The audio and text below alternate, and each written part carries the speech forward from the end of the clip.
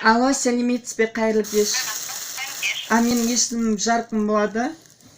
Мұнда маған 2-3 бала кеп тұр. Мен сіздің үй жағыңызда өмір сүрсем болады ма деп, не деп айтсам болады? Сіздерді Билайн Жарқын жақта өмір сүр деген компанияда. Менде өз 5-ақ соттық жер бар, оларға қайт өмір сүргізем мен қасында. Сіздер айтқансыздар ғой, Билайн Жарқын жақта өмір сүр деп. Менің есімім Жарқын. Олар маған келіп тұр, енді біз сенің үй жағыңда өмір сүреміз деп. Менде өз 5-ақ соттық жер бар. 5 бала кеп тұр, біздің үйіміз жоқ, еш нәрсеміз жоқ. Билайн центр айтты, сіздің үй жағыңыздан Жарқын жақта өмір сүр деп айтты деп.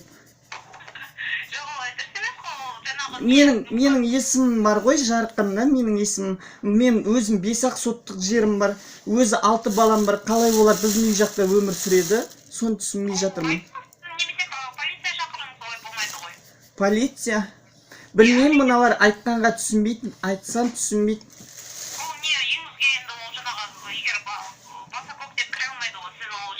Жоқ, олар менің үйіме баса көктеп кіріп жатқан жоқ, арлан бар есіктің алдында.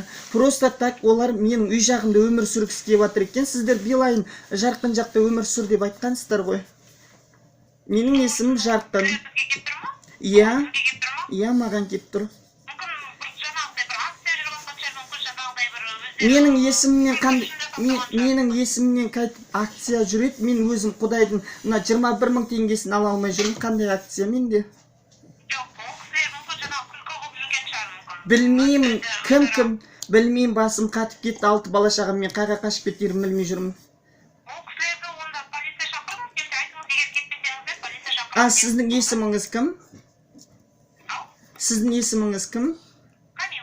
Камила жақты өмір сүр деп айта салайын ба оларға? Жоқ, айтамыз, біз жақта емес қой. Ол кісілерді айтыңыз полицияға, егер ол кісілер баса көктеп кіретін болса, полицияға жолдамыз болды. Жарайды, рахмет.